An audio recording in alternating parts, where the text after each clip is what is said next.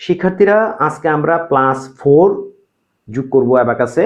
কিভাবে +4 যোগ করতে হয় ফর্মুলার সাহায্যে সেটাই দেখব। অ্যাবাকাসে চলে আসলাম। আমার অ্যাবাকাসে যখন আমরা 4 করতে যাব তখন আমরা এই যে সরাসরি 4 করতে পারতেছি, কিন্তু এখন যদি আমি আবার +4 করতে চাই, +4 মানে 4 কে যদি আমি যোগ করতে চাই লোয়ার পোর্শনে, কিন্তু এখন কিন্তু আমরা সরাসরি পারতেছি না।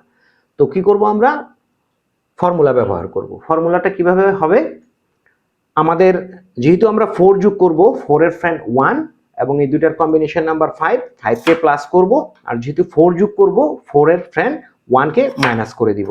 আমাদের অ্যাবাকাসে অ্যান্সার আসতেছে 8। 5 6 7 8।